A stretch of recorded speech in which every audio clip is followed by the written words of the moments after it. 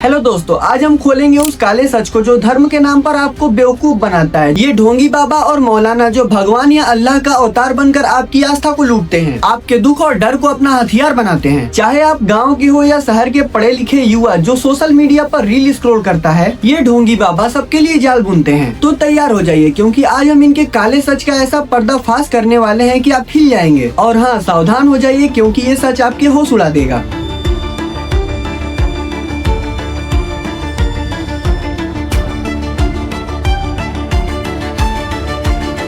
भारत आस्था का देश है, जहां गुरुद्वारा, मंदिर, मस्जिद में लोग अपनी भगवान या अल्लाह की तलाश में जाते हैं। लेकिन यही आस्था कई बार हमें अंधविश्वास के गहरे गड्ढे में ढकेल देती है। अंधविश्वास यानी बिना सोचे समझे किसी भी बात पर आंख मूंद कर भरोसा कर लेना। जैसे लोग कहते हैं कि इन्हें जिन ने पकड़ लिया है या इनके ऊपर कोई आत्मा या कोई साया है। ये ढोंगी बाबा और मौलाना इसी बात का फायदा उठाते हैं। गाँवों में बिजली, पानी और अस्पतालों की कमी है। अगर कोई इंसान बीमार हो जाता है तो लोग उसे डॉक्टर के पास ले जाने के बजाय बाबा और मौलाना के पास ले जाते हैं। बाबा कहता है कि 5,000 की पूजा कराओ और मौलाना कहता है 1,000 की ताबीज ले लो, जिन भाग जाएगा। और लोग डर की वजह से इनकी बातों को मान भी लेते हैं। शहरों में तनाव, डिप्रेशन और करियर की चिंता लोगों को कमजोर बनाती है। बाबा आध्यात्मिक समाधान बेचते हैं और मौलाना रूहानी इलाज का वादा करते हैं। यूट्यूब पर बाबा ने कैंसर ठीक किया या मौलाना ने जिन्न भगाया जैसे वीडियो यूट्यूब या सोशल मीडिया पर वायरल होते रहते हैं। इंस्टा और लाइव सेशंस में दुआ और आशीर्वाद दिखते हैं। बचपन में हमें कहानियां सुनाई जाती है भूत प्रेत की, जिन्न की, नजर लग जाने की। इन सब बातों पर हम यकीन करें तो करें क्यों न, क्योंकि हमें बचपन से ही भूत प्रेत और जिन और नजर लगने जैसी कहानियां सुनाई जाती थी। दादी और नानी कहती हैं कि नींबू मिर्च लटकाओ और मौसी कहती है कि ताबीज पहन लो। ये बातें दिमाग में जड़ जमा लेती हैं। हमारे स्कूलों में विज्ञान तो पढ़ाया जाता है, लेकिन तर्क और सवाल पूछने की आदत नहीं सिखाई जाती। टीवी चैनल और यूट्यूब पर बाबा और मौलाना 24 घंटे 7 दिन आपको एक्टिव मिल जाएंगे, जिस पर दिखाया जाता है कि मौलाना ने जिन्न भगाया और बाबा ने किस तरह से लकवाग्रस्त इंसान को ठीक किया। इस तरह के झूठे वादे किए जाते हैं। उत्तर प्रदेश के एक गांव में एक बाबा ने कहा कि तुम्हारे बेटे को भूत पकड़ा है, 5,000 की पूजा करवाओ। परिवार ने पैसे जुटाकर पूजा करवाया, लेकिन उससे कुछ नहीं हुआ। फिर बाबा ने जवाब दिया कि अब 10,000 की पूजा करवाओ, इससे सही हो जाएगा। बिहार में एक मौलाना ने एक औरत से कहा कि तुम्हारे पति के ऊपर जिन्न का साया है, 2,000 की ताबीज ले लो। औरत ने ताबीज तो लिया, लेकिन पति की तबीयत और खराब हो गई और बाद में पता चला कि उसके पति को साधारण बुखार था। क्या आपने कभी सोचा है कि ये नींबू मिर्च और ताबीज की कीमत 5 रुपए है, लेकिन ये आपको 500 या 2,000 तक के क्यों बेचे जाते हैं? क्यों ये ठगारे आपकी आस्था को लूट रहे हैं? और सबसे बड़ा सवाल ये है कि क्या सरकार इन बाबा और मौलानों को रोकने के लिए कुछ नहीं करती या वोट लेने के लिए चुप रहती है? क्या ये नेता और ठगारे मिलकर हमारी इस आस्था का सौदा करते हैं? नींबू मिर्च और ताबीज का जादू नहीं, ये आपके डर को बेचने का धंधा है। अगली बार कोई बाबा या मौलाना आपसे ऐसी बात करे तो डरे नहीं, उनसे पूछे कि ये ड्रामा क्यों है। ये ढोंगी बाबा और मौलाना हर साल अरबों रुपए कमाते हैं। भारत में ये धंधा 60,000 करोड़ रुपए का है। कैसे, चलिए जानते हैं। लोग दान और चंदा के रूप में सोना, चांदी और नगद चढ़ाते हैं, इसीलिए तो एक सभा में लाखों रुपए इकट्ठे हो जाते हैं। इन बाबा और मौलाना लोगों के प्रोडक्ट्स भी होते हैं। फॉर एग्जाम्पल, बाबा लोगों के प्रोडक्ट में क्या होता है? गौमूत्र, अगरबत्ती।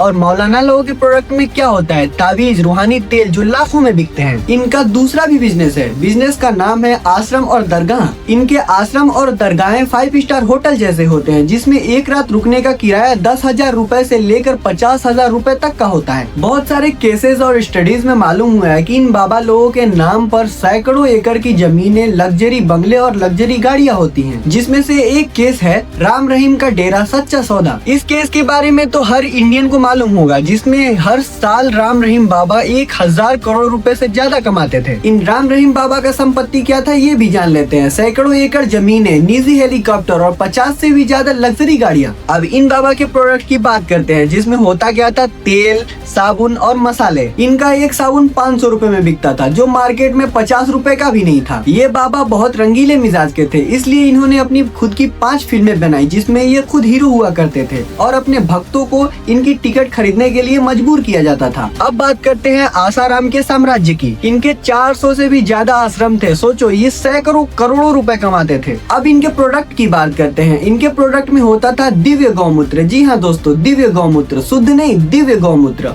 और इनके तेल भी होते थे। जो 1000 रुपए प्रति लीटर बिकते थे। प्रॉपर्टीज की बात करें तो दिल्ली, मुंबई और अहमदाबाद में इनके आलीशान आश्रम आपको देखने को मिल जाएगा, जहाँ पर आपको देखने को मिलते हैं VIP कमरे, जहाँ पर एक रात रुकने की कीमत 20,000 रुपए तक का होता है। अब तक तो हमने बाबा लोगों की बात की, अब मौलाना लोगों को कैसे छोड़ सकते हैं। अब मौलाना लोगों की बात करते हैं। इनकी कमाई चंदे और दान से करोड़ों रुपए की हो ही जाती है। सरकार इन ठगों को टैक्स की छूट देती है क्योंकि वो धार्मिक ट्रस्ट के नाम पर काम करते हैं। कई नेता इन लोगों के साथ फोटोज भी खिंचवाते हैं क्योंकि उन्हें वोट जो लेना है, और इनके सपोर्ट में बड़े बड़े नेता भी शामिल होते हैं। एक मौलाना ने रूहानी तेल को 2000 रुपए में बेचा, जो कि एक साधारण तेल था। क्या आप जानते हैं कि ये बाबा और मौलाना आपके दान से अरबों रुपए कमाते हैं। ये ब्लैक मनी है जिसका कोई हिसाब नहीं। अब सवाल ये है कि क्या सरकार भी इनके साथ मिली हुई है? क्या इनकी दरगाहों और आश्रमों की जांच नहीं होती है? आपके दान और चंदे का पैसा इनके आश्रमों और दरगाहों में नहीं बल्कि इनकी बैंक अकाउंट और लग्जरी गाड़ियों पे जाता है। ये धर्म नहीं, लूट का एक धंधा है। बाबा और मौलाना मनोवैज्ञानिक ट्रिक्स यूज करते हैं। बाबा कहता है कि तुम्हारे परिवार पर संकट है, पूजा करवाओ, और मौलाना कहता है कि तुम्हें जिन ने पकड़ लिया है, तावीज ले लो। आपसे प्यार भरी बातें करते हैं, जैसे बोलते हैं कि तुम मेरे सच्चे भक्त हो या तुम अल्लाह के करीबी हो। भीड़ का जादू ऐसा होता है कि 100 लोग अगर तालियां बजाते हैं तो आप भी एक बार के लिए मान लेते हैं कि इनके अंदर कुछ खास बात तो है। राम रहीम की सभाओं में लोग नाचते गाते थे। एक बंदा इन सभाओं के बीच से उठकर मंच पर आता है और चिल्लाता है कि बाबा ने मेरी बीमारी ठीक कर दी है। क्या आपको पता है ये पैसे देकर रखे गए होते हैं? एक मौलाना ने दिल्ली में सभा की जिसमें उसने दावा किया कि उसका तावीज जिन भगाता है। एक व्यक्ति को मंच पर लाया गया, वह चिल्लाने लगा जोर जोर से और फिर ठीक हो गया। फिर बाद में मालूम पड़ा कि वो मौलाना का कर्मचारी ही था। क्या आपने कभी सोचा है कि ये बाबा और मौलाना इतने आकर्षक क्यों दिखते हैं? क्योंकि वो आपके दिमाग को पढ़ते हैं। ये ठग आपके दिमाग का रिमोट कंट्रोल ले लेते हैं। तो अगली बार जब कोई आपसे इतनी मीठी बातें करे तो आप समझ जाना कि वो आपकी कमजोरी पकड़ रहा है। ये लोग पोटेशियम पर मैग्नेट से अपने हाथों में राख बना लेते हैं और आप लोग एकदम चौंक जाते हैं। चुंबकों के सहारे से चिपकाकर ये लोग अंगूठी निकालते हैं। आपने देखा होगा कि कुछ लोग स्टेज पर आते हैं बीमार होकर और जाते हैं ठीक होकर। ऑफ कोर्स यार, वो लोग पैसे लेते हैं। अब बात करते हैं नित्यानंद की तीसरी आंख की। नित्यानंद ने दावा किया कि वो अपनी तीसरी आंख को खोल सकता है। लोगों को अंधेरे भरे कमरे में बैठाकर भ्रम पैदा करता था। क्या ये चमत्कार और रूहानी इलाज सर्कस के जादू से भी सस्ते हैं? मेजॉरिटी ऑफ द पीपल जानते हैं कि ये लोग कोई चमत्कार नहीं करते, फिर भी भोले लोग इनके जादू में फंस जाते हैं। अगली बार कोई राख बनाए या अंगूठी निकाले तो हंसकर पूछना ये ट्रिक कहाँ से सीखा। गुरमीत राम रहीम कौन है? ये डेरा सच्चा सौदा के प्रमुख लीडर। इनके ऊपर हत्या और बलात्कार का आरोप है जिसकी वजह से इन्हें 20 साल जेल जाना पड़ा। आश्रम में सैकड़ों महिलाओं का शोषण किया। ऐसे हैं कि इन्हें आज भी भगवान के रूप में मानते हैं।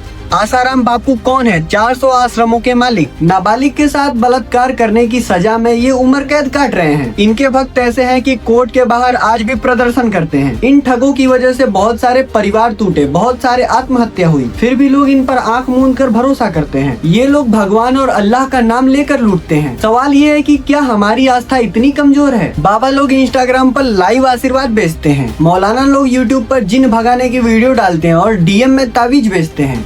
आचार्य के लाखों फॉलोअर है जो उन्हें सुपर चैट में दान देते हैं। क्या सोशल मीडिया प्लेटफॉर्म इन ठगों को रोकेंगे या व्यूज की कमाई देखेंगे? आजकल मंदिरों और दरगाहों में VIP दर्शन होते हैं और VIP तावीज भी मिलते हैं। कमाई 500 रुपए से लेकर 50,000 रुपए तक। हर साल सैकड़ों लोग इन ठगों की वजह से आत्महत्या करते हैं। क्या हमारी खामोशी इन्हें ताकत देती है? आपकी आस्था अनमोल है, इसे ठगी से बचाएं। जय हिंद।